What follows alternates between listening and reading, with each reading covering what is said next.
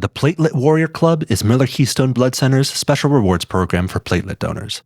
This opt-in program rewards our platelet donors with the opportunity to earn special rewards. So, if you're a platelet donor, sign up to be a warrior on the Platelet Warrior page of our website. The following episode contains content that some may consider sensitive in nature. Listener discretion is advised.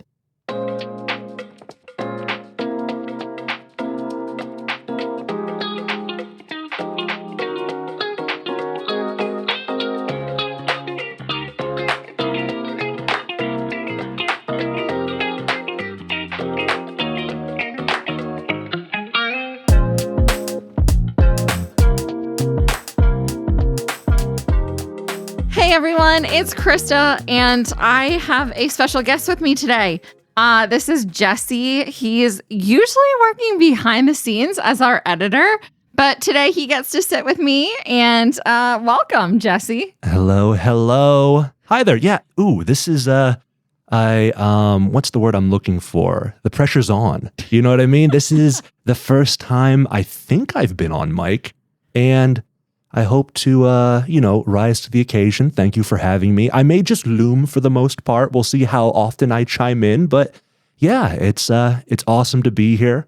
And yeah, let me not dominate the airtime here. Go ahead, You're all good. Introduce our guest. Let's get down to business, and yeah, let's do it. Well, thank you, Jesse. We want to thank Maria, who 4 years ago, she reached out to WFMZ to be featured on a story about the importance of donating blood.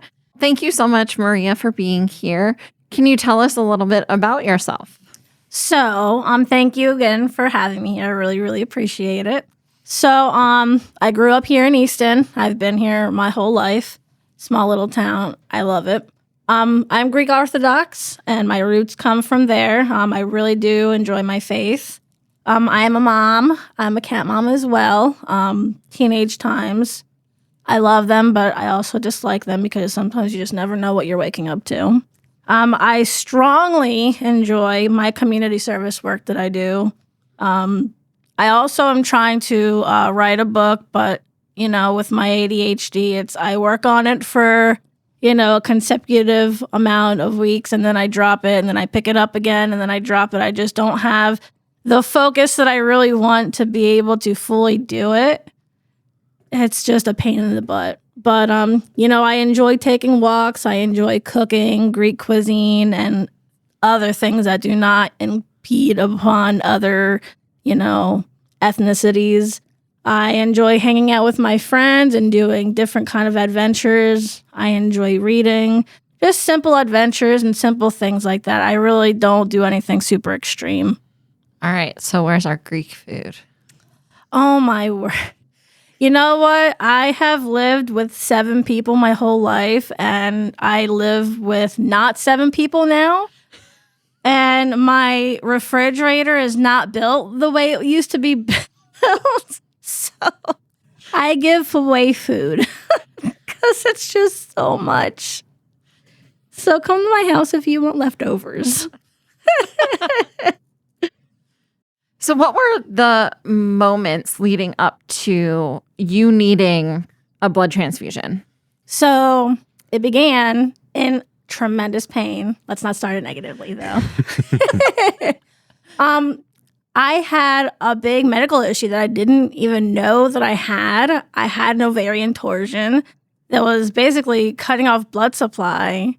And I was bleeding out for months, and I thought for those months that I was just having a really heavy menstrual cycle. And I was just like, okay, whatever it is, whatever. And on Christmas, I ended up in the hospital, and that night, actually, I ended up having surgery. And unfortunately, the day after, they noticed that my blood pressure, it was not getting to a healthy level. So they were actually noticing that I was internally bleeding. And again, my blood pressure was not getting to a healthy level. So they had made a decision to do a CAT scan. And they noticed that I was bleeding internally, which not good because we just went in yesterday to fix the torsion that was creating the month-long menstrual not that was menstrual bleeding. So let's go in and fix that. So it was just a long process of let's just keep her alive. And unfortunately, I had the ear of hearing the nurses saying, we really have to get her to the table because, if we don't get her there ASAP, we're not going to have her with us anymore. And I'm an emotional person, and I really tried to not be an emotional person, but to hear the day after Christmas with my, son at home, to hear that from me was absolutely eye-opening. As, someone who also struggles with mental health, that was a big eye-opener for me to just keep an eye on your health. Mm-hmm, absolutely. Because I have donated blood in the past, it was a big eye-opener, at that point in time to start donating more. Did you receive blood? I did actually. The day after that, I did get 2 blood transfusions, thankfully, because I had to at that point in time. I received 2 blood transfusions, and it made all the difference in the world. My color started coming back. I was feeling much better. I was able to be alert. I was able to eat. I was moving around, and my mental status went from confusion and fog to, I'm able to talk on the phone. I am able to communicate better, with the doctors and the staff. And, I was able to do the things that I haven't been able to do over those last 2 days. So it was a great situation at that point in time that I was able to get, that transfusion. Absolutely. And to know that it was there for you when you needed it. Absolutely. And I don't think that, all the years in school when they have the blood drives, no, thank you to Miller-Keystone, that they don't understand the importance of donating the blood. Okay, the students and the staff, they know when it's coming, they know the season for it. And to them, it's, we like to donate blood because it's here. But you don't really understand the importance of it until you're in the situation and you need it. And it's the blood that survives you. It keeps you alive. And I say survives you because it's survival. Absolutely. And tell me a little bit more about your interview with WFMZ and the morning call. Why was that important to do that? So for me, it was very important because, again, with the situation of the blood drives that they do in school, I needed people to see firsthand, fresh as it was at that point in time, to really see firsthand and get a taste for this happened to me. And not only did it infect me, and it impacted my whole family. Because I am active in my community, I wasn't very much able to do that. So it stopped a lot of the other things that I did. I wasn't able to do the normal housework. I wasn't able to do the momming that I was doing at that point. So for them to be able to see me in that element that a lot of people typically do not see was important. Absolutely. And that's I think it was a good story too, to just be hey, this mom got a blood transfusion on Christmas, and we have the ability to have that. The best part about Miller-Keystone is that our blood stays in the community and it helps people like you. And I think that was a wonderful thing for the news outlets to report on, and to just say, hey, come out and donate blood, especially because that was during the pandemic. And so we were trying to get more people in, and it was a rough time. And I can't even imagine how rough that was for you. Oh my gosh.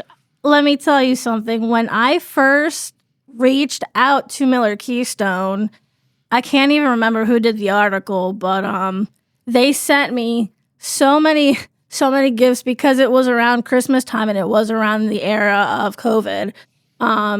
That's actually how I have my hoodie, that if you go to my, my social media platforms, I consistently have the red hoodie, and I wear that thing all the time. So, I want to shout out to Miller-Keystone. Thank you so much for that hoodie. I will forever wear that hoodie. Well, that's wonderful. And you can get hoodies and all kinds of other good stuff from our donor reward store. And from our we're going to be launching a new Lifesavers Rewards program, which will be awesome. Well, I'll be able to talk about that on a future podcast. So what would you tell someone who might be scared to donate blood? Don't be scared. Just do it. It's quick. It's easy. And you know what? I'd like to say that it's fun because you know what? It is. There are other donators there. The staff is fun. Every time I've donated blood, and I actually just recently donated blood myself through the event that they had, the Bleed Orange event at the Phantoms in the PPL Center. The donators that were there, we all were able to communicate with each other and chat, and it was fun. And the nurse that was at the canteen was very chatty and motivating and positive. You also got to see Melvin too. I got to see Melvin and take pictures, and it was so cute. Oh my gosh, I loved it. But you know what? It's just an experience, and don't be scared to do it. It's like you're not even thinking about giving, you're just doing it. And it takes less than 15 minutes to actually donate. So, come on out. And you get free cookies. It's those free cookies for me. What's your favorite? We always have a poll going. The Oreos or the Nutter Butters? Oh my gosh, it's the Oreos all the way for me. Really? All the way. Okay. All right. There's a lot of people that say the Nutter Butters. I mean, the Nutter Butters are good, but Oreos all the way. That's awesome. Fun fact, if you work here, you can just eat the cookies. You don't actually even need to donate, though you should. But sometimes, you're working there, you visit a site, you can just take whatever you want. Oh, don't tempt me. We're going to attach a resume, or excuse me, a job application portal to this, the notes after this one. Absolutely. HR would be loving that.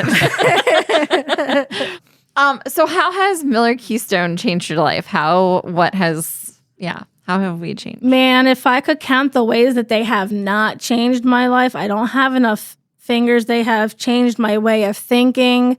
They have changed my mental status. They have changed my livelihood in every way possible. Going to work, I can just thank my life, because if it hadn't been for, the immediacy of having the supply there, I would not be here. So again, just being able to be here and breathe and have that blood is it's absolutely everything. And talk about, the emotion of being able to donate and knowing that your blood can now giving, it's everything. And knowing that I could save a life in the way that someone, was able to save mine, it's just incredible.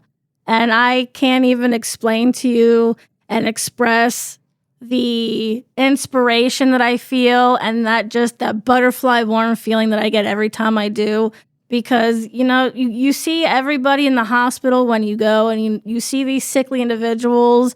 And, there are times where when I'm in the hospital and I'm admitted, you see all these people who are glowing and they're going back into life, and they tell you like, oh, I had a blood transfusion and I needed it right there and then, and I had it right there and then. I didn't even need to wait for it. And it's just incredible to see these people go from sickly to alive in less than a day. And I just got to say how, grateful I am for the grace of Miller-Keystone. They really do save lives every day. That's awesome. Well, thank you. Thank you for sharing that. That's fantastic. And I know we were talking a little bit beforehand, but what's life like now? What's going on in life? Life right now, it's great. I'm thriving, for the exception of small little hiccups along the way, but I'm doing great. I am, doing the momming thing. I am doing the sistering thing, and being able to support my community as I've done in the past. And it's just a great feeling. You know, I'm able to still help others in the way I've done in the past. And it's a different feeling because you just feel like it's new blood and you feel different. Physically, you feel different. And I love that feeling. Yeah. Somebody put it very interestingly to me that donating blood is kind of like an oil change. Like you get an oil change on your car, you know, every how many miles is it? But you know, but you feel better, and you need oil changes to survive, to have your car survive. So you need it as well in order to. It makes you feel good. It makes you regenerate red cells, and it's just you know, it's something that's really good to do. I agree with that wholeheartedly. And what else? Anything else that you would like to share with us? Miller-Keystone, go donate your blood. Don't be afraid. Make the time. You know, if you're making coffee, go donate your blood. Just go do it. Make yourself educated. They have their website, you know, they have the events. It's just awesome and amazing. I highly recommend it. Have you seen anything in terms of questions or just sort of like follow up from your followers asking, hey, like, what is this? Like, has interest been expressed in terms of like, is it more apprehension? Is it just like, hey, where can I donate? Have you seen anything in that regard? Absolutely. So I have my DMs open. I also have my email open. And the amount of emails that I get on my personal email, it's incredible of, you know, asking me, where can I donate? You know, what communication of who I can get a hold of for any sort of event that they have.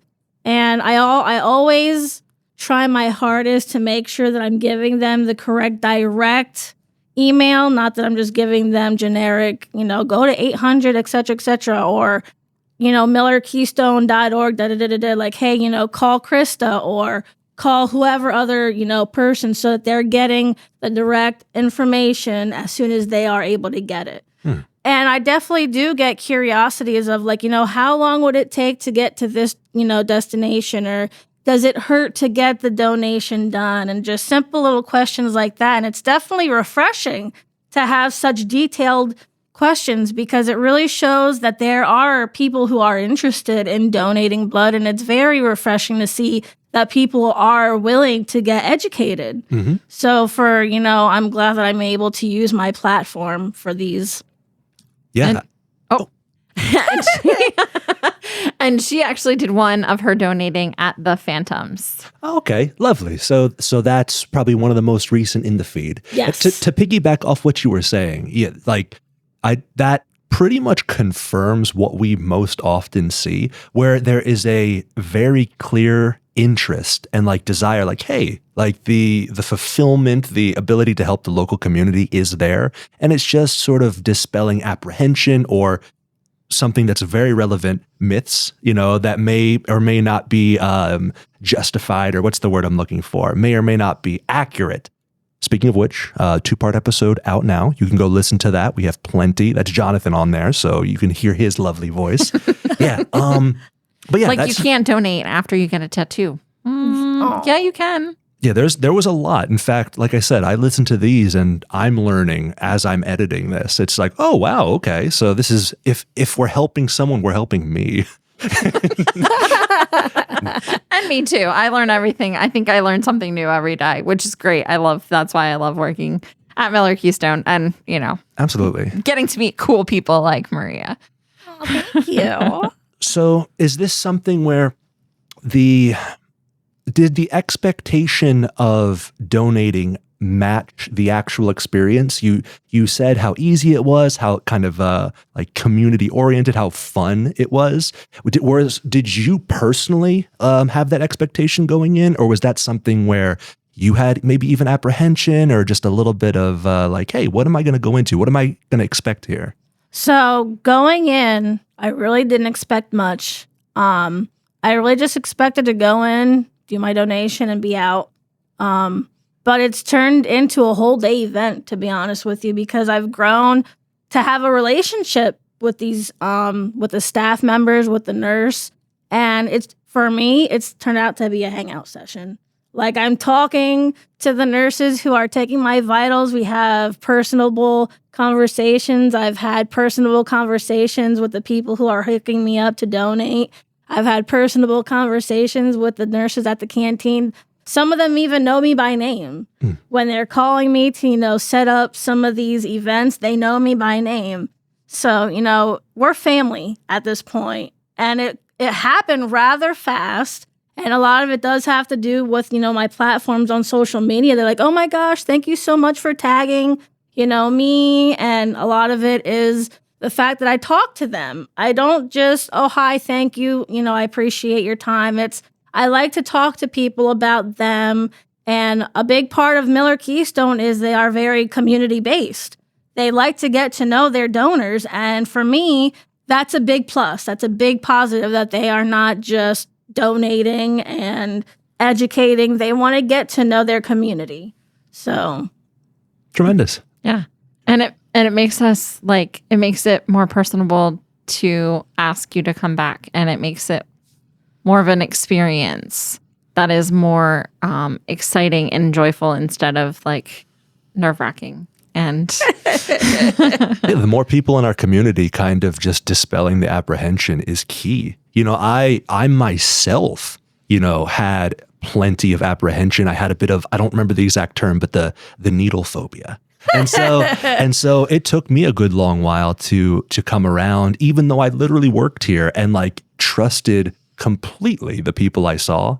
And so, yeah, I very clearly and very directly know the common pushback or the common sort of I know it's important, but, and so having people like you in the community is not only beneficial, but kind of just vital, of just having more folks who are willing to go to bat for us because, we're in our own little bubble here. We're constantly aware of this and surrounded by this, but it's easy to kind of remember how more or how less it could be in, the average folks' brain. So absolutely. And not a lot of people still know who Miller-Keystone is. Yeah. Even though we've been here for over 50 years, people don't know that Miller-Keystone still exists and that we are the sole blood supplier.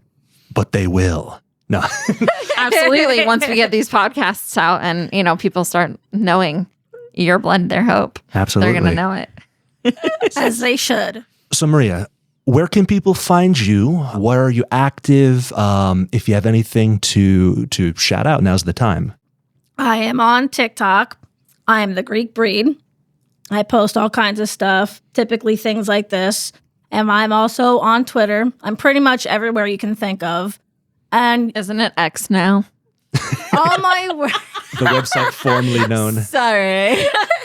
Yes, I'm sorry, Twitter. X. Oh my word. I don't even understand why they had to go and change it. But yes, I'm also on X. And my email is also always open for any kind of questions that anybody may have regarding anything. But right now, my priority is actually Miller-Keystone and donating and questions that anybody would have for that. I am also open for any kind of buddy for donating. I'm just going to throw that out there too because buddy systems are important. Absolutely. Come with a friend. It's always easier. I love going with buddies. And then you can make a whole day out of it and go. But I afterward. do. I always eat breakfast in the morning before I donate. Which is you need to do. You sure do. And then I do the donating thing and then I go out and I just hang out and then I eat again. Absolutely. And then they tell you not to work out. That's my favorite part about it. They tell you not to work out afterwards. That won't be a problem for me. Oh my goodness. Well, hey, I'll just jump in and Absolutely. I'll do our little outro here. Maria, thank you so much for joining us. This has been tremendous. Yeah, you are lovely, much appreciated. Thank you for giving us the time. Krista, I'm kind of venturing into your territory here, so apologies. No, that's okay. Please. But hey, this has been Your Blood, Their Hope. Tune in again soon. We got much more on the way. And everyone, until then, be good and be good at it. Oh, God, that's a heck of a sign off. My goodness. And don't forget to follow us on Twitter. And don't forget to follow us on X, on Twitter, wherever you need to. Facebook, Instagram, TikTok.